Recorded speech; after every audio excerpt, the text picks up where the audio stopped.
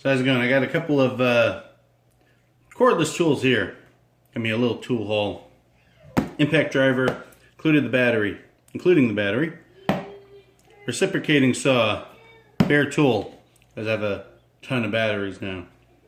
This one makes number 9 of Black & Decker batteries, so I am not hurting for batteries.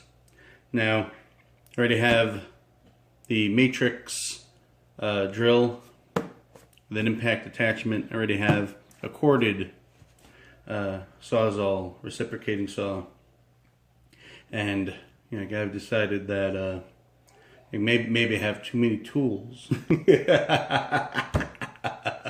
No, I don't. No, I haven't left that hard in a while. Anyway, but let's unbox these guys.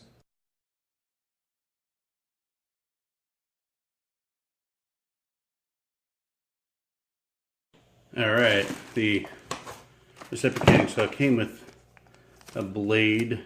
I think the ones that I've bought, my other Sawzall is a better blade, but I'll throw this one on there. Alright, so what you do is you pull this out all the way. At first I don't want to be so rough on it. And you see let's see in there. Let's watch it move here. Like a ball retention.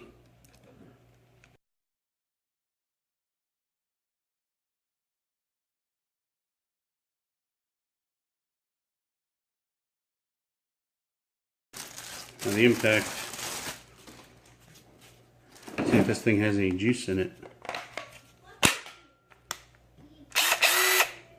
Yeah, magnetic tip retention right there. And reciprocating saw. It's a lockout. That's locked, unlocked.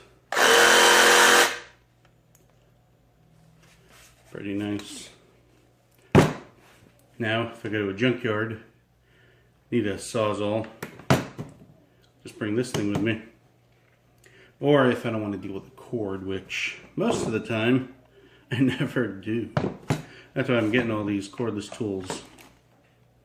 But this thing is rated at 1375 foot-pounds, inch-pounds, 1375 inch-pounds.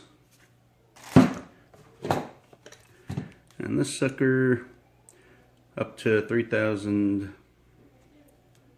SPM strokes per minute, probably.